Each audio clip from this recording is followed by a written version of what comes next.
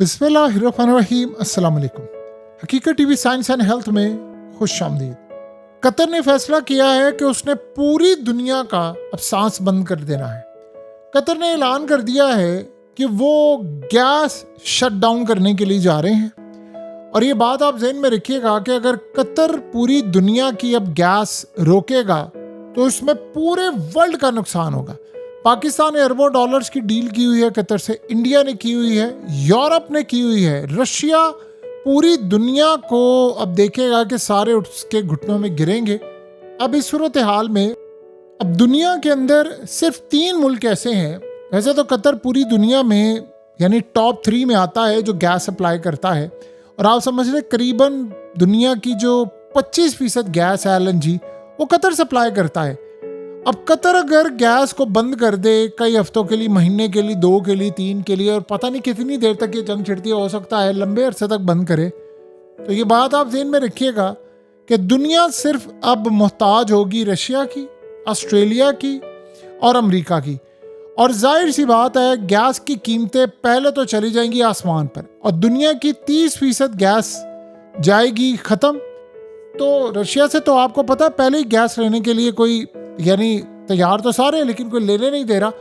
यही यूरोप था, यही अमेरिका था और यही ऑस्ट्रेलिया और यही सारे लोग ये कह रहे हैं, इंडिया पर प्रेशर डाल रहे हैं, दुनिया पर डाल रहे हैं, पूरे वर्ल्ड पर प्रेशर डाल रहे हैं, इवन के चाइना पर प्रेशर डाल रहे हैं कि आपने रूस से किसी सूरत ना कोई तेल लेना है। यूरोप को कह रहे हैं गैस नहीं लेनी, कोई काम नहीं करना।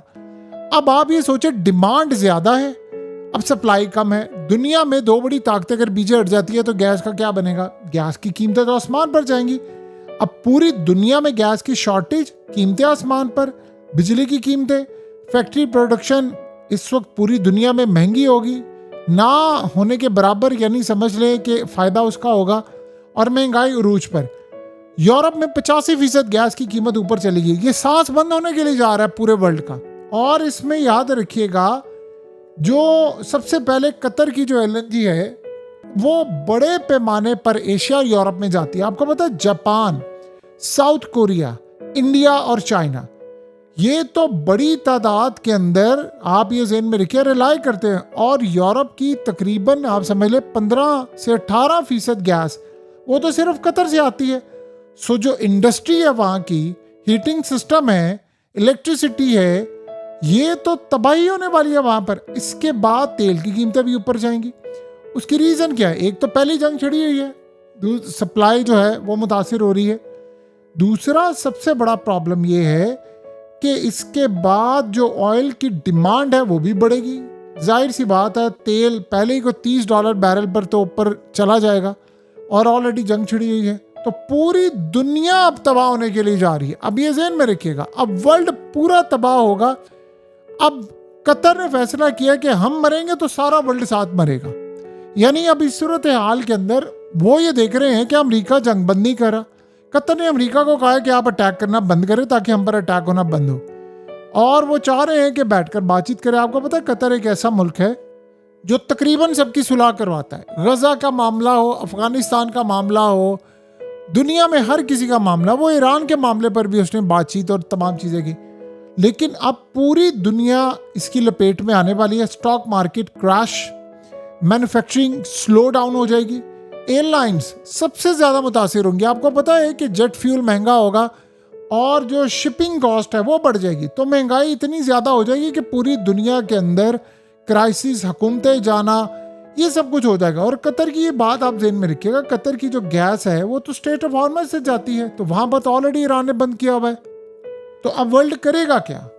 अब सबसे बड़ा मसला ये है कि प्राइसेस ऑलरेडी ऊपर चली गई हैं। अब कतर गैस शॉर्टेज होने वाली है, महंगाई ऊपर होने वाली है। और ये ज़हन में रखिएगा अगर ऐसी सूरत हाल होती है तो फिर ये जो कीमतें हैं गैस की वो 300% तक बढ़ सकती हैं। तो जब 300% गैस की कीमतें बढ़ेंगी तो आप बताइए सर्वाइव को कर सकता है? यानी हम जिस दौर की तरफ जा रहे हैं ये दुनिया अब रहने के काबिल नहीं है। ये आप ज़हन में रख लें, ये वर्ल्ड अब रहने के काबिल नहीं। आपको पता है दुनिया में लोग बच्चे कम पैदा कर रहे हैं। वो कह रहे हैं कि हमने अपनी नस्लों को लेकर आना है ताकि वो आकर यहाँ पर भुगतें, ताकि वो आकर ये देखें ये गंदे माहौल में रहे, ये जंगों में रहे, ये बर्बादी में रहे। یہاں پر ہم تو اسٹرگل کر رہے ہیں، وہ بھی ساتھ اسٹرگل کریں، ہم اسٹریس لے رہے ہیں وہ بھی ساتھ اسٹریس لیں. یہ صورتحال جو ہونے کے لیے جا رہی ہے وہ بڑی تباہ کن ہے. اور سب سے بڑا مسئلہ یہ پیدا ہوا ہے کہ اسرائیل اس وقت اس پورے کے پورے فساد کی جڑ ہے، وہ اس کی بیک پر کھڑا ہوا. نہ امریکہ سننے کو تیار ہے. گلف کنٹریز نے اصل میں یہ قطر نے گیس کیوں بند کرنے کا فیصلہ کیا؟ انہوں نے امریکہ کو کہا ہے کہ آپ یہ جنگ روکیے. وہ کہہ رہا میں نے نہیں روکنی، وہ کہہ رہا میں اس سے بھی زیادہ تباہ کن اب جنگ کروں گا، تم دیکھو میں ان کا کیا اثر کرتا ہوں. یہ انہوں نے آگے جواب دیا. تو قطر نے کہا ٹھیک ہے، ہمارا کیا جاتا ہے، دنیا مرتی ہے تو مرے پھر جا کر. اب ایران نے ان کی LNG اور یہ وہ ہر جگہ تباہی مچا دیا، اٹیک کیا ہے، تو وہ کہہ رہے ہیں ٹھیک ہے پھر تباہی ہوتی ہے تو ساری. اب یہ ساری گلف کنٹریز ایران کو کہہ رہی ہیں تم مسلمان ہو، تم کس طرح کی مسلم کنٹری ہو، تم نے اٹیک کیا ہے، رمضان کے دن ہے، میڈیا پر ڈسکس ہو رہا ہے. وہ یہ کہتے ہیں کہ آپ لوگ ہمیں یہ بات کا جواب دے دیں، آپ نے امریکہ کو فوجی اڈے کیوں دیے ہوئے ہمارے خلاف استعمال ہونے کے لیے؟ امریکہ یہاں سے جہاز اڑائے، امریکہ اسرائیل کے جو جیٹس آئیں گے ان کو فیول ٹینکر یہاں سے اڑا کر دے، وہ ہم پر اٹیک کرے، ہمارے سپریم لیڈر کو مارے. ایران جتنی گیس قطر کے پاس ہے اتنی ہی گیس ایران کے پاس ہے، لیکن قطر پوری دنیا کو دیتا ہے، ایران دے نہیں سکتا، اس پر پابندی ہے. وہ کہہ رہے ہیں کہ اس کے بعد یہ تو چلے ہو گیا معاملہ، لیکن آپ کے ملکوں سے ساری جاسوسی ہمارے خلاف ہوتی ہے، سارا نقصان ہمارے خلاف ہوتا ہے، سائنٹسٹ ہمارے مارے جاتے ہیں، ہمارے نیوکلیر فیسلٹیز پر حملہ ہوتا ہے، پابندیاں ہم پر ہیں، اور آپ لوگ کہہ رہے ہیں کہ امریکہ یہاں سے جہاز اڑ کر لے کر آتا ہے اور ہم بدلے میں جواب نہ دیں. یہ آگے سے وہ کہہ رہے ہیں. اب آپ یہ سوچیں قطر کے جو فارن منسٹر، انہوں نے ایران کے فارن منسٹر سے بات چیت کی ہے، تو انہوں نے آگے سے یہ بات کی ہے کہ دیکھیں ہم آپ پر اٹیک نہیں کریں، ہم امریکہ کے ایسٹس پر اٹیک کر رہے ہیں. تو وہ غصے میں ہے کہ بھائی یہ باقی صورتحال تو ہماری ہے. تو قطر اس وقت اپسٹ ہے. اب گلف کنٹریز میں قطر نے کہا کہ ہم نے ایران سے بھی بات چیت کے سارے دروازے بند کر دیے، ہم ان سے بات ہی نہیں کر رہے. یعنی کیا بات ان سے کرے؟ انہوں نے کہا کہ اس وقت کوئی رابطہ نہیں. اس کے بعد قطر کے پرائم منسٹر نے آج رابطہ کیا ہے، وہ ایران کو کہہ رہے ہیں آپ رکے، وہ کہہ رہے ہیں ہم نہیں رک سکتے. اب امریکہ نہیں رک پا رہا، ادھر سے اسرائیل نہیں رک پا رہا، تو آپ بتائیں پھر وہ چلے گا کیسے معاملہ؟ کتنی دیر تک آپ برداشت کریں؟ یہ الٹیمیٹلی آپ کو جنگ میں آنا پڑے گا. دیکھیے سب سے پہلے یہ بات آپ ذہن میں رکھیے گا، اسرائیل چاہتا ہے کہ یہ جنگ گلف کنٹریز کی، خلیجی ممالک کی اور ایران کی ہو جائے، امریکہ اور ہم بیچ میں سے نکل جائیں اور یہ آپس میں تباہ ہوتے رہیں. یہی حماد بن جاسم نے بھی بات کی تھی، انہوں نے کہا تھا سارے گیم یہی ہے. لیکن اب سوال یہاں پر یہ پیدا ہوتا ہے کہ اگر گیم ساری یہی ہے، اس کا حل کیا ہے؟ ایران اب بات کرنے کو تیار ہے. ان کی تباہی اتنی زیادہ، ان کے ہسپتالوں کو ٹارگٹ کیا گیا ہے، بچیوں کے اسکول کو ٹارگٹ کیا گیا، جہاز گلف کنٹری سے اڑ کر گئے ہیں تو انہوں نے تو ٹارگٹ کرنا ہے. اس کا سلوشن یہ ہے کہ دیکھیے یورپ تو اب اپنی تباہی کی طرف آ گیا. یورپ کے پاس اب کوئی راستہ نہیں ہے بچنے کا، وہ تو بالکل تباہ ہو رہے ہیں بالکل. اور یہ خالی یورپ تباہ نہیں ہو رہا، پاکستان نے اربوں ڈالرز کی گیس سائن کی ہوئی ہے قطر کے ساتھ کہ گیس لیں گے. انڈیا نے کیا ہوا ہے. تو گیس کی اب شارٹیج ہو جائے گی تو کہاں سے ملے گی گیس؟ دنیا کی ڈیمانڈ اتنی ہی ہے لیکن گیس کی شارٹیج ہے، تو کون دے گا ہمیں؟ پورا ورلڈ یعنی متاثر ہونے کے لیے جا رہا ہے. اب سب مریں گے، اب سب تباہ ہوں گے، سب برباد ہوں گے. اب کوئی بات نہیں خطرے کی، اب سبھی کو سبھی سے خطرہ ہے، اب سب تباہ ہوں گے. تو اس صورتحال میں اب آپ کو یہ بات سمجھ آ گئی ہے کہ اسرائیل کی جنگ پورے ورلڈ کو کیسے متاثر کر رہی ہے. اس وقت ہیٹ فیل کر رہا ہے پورا یورپ. اب آپ سوچیں تیل کی قیمتیں اوپر جائیں گی تو امریکہ کے اندر بھی نظام درم برم ہوگا. ہر جگہ نظام درم برم ہو رہا ہے، کونسولیٹ پر حملے کیے جا رہے ہیں، ڈرونز مارے جا رہے ہیں، تباہی ہو رہی ہے. تو آپ بتائیں پھر اس سارے کے سارے کھیل میں کیا معاملہ ہو سکتا ہے؟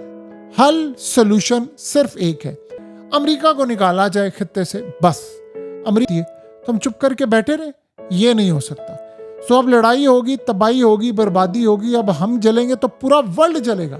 ایران نے تو دیکھیں وہ تو مر مٹنے کو تیار ہے. آپ کسی کو کس چیز سے ڈرا سکتے ہیں؟ جیسے ٹرمپ نے کہا تھا میں پاسداران انقلاب کے لوگوں کو کہتا ہوں کہ ہتھیار پھینک دے ورنہ آپ اپنی موت سے نہیں بچ پائیں گے. تو جو پہلے ہی مرنے کے لیے تیار ہے آپ نے اس کو کیا مارنا ہے؟ مرے ہوئے کو کیا ماریں گے؟ وہ پہلے ہی لڑنے کے لیے تیار ہے. تو یہ اب حالات ہیں کہ بھئی ہم تو پیچھے نہیں ہٹیں گے، جو جس نے کرنا ہے وہ کریں. اور یہی بات اب ٹرمپ کو اور باقی لوگوں کو ہضم نہیں ہو رہی. حقیقت T V science and health کی اس ویڈیو کے نیچے کمنٹ ضرور کیجئے، اپنی رائے کا اظہار ضرور کریں اور اس ویڈیو کو ہر جگہ شیئر کرتے ہوئے چینل کو سبسکرائب ضرور کریں۔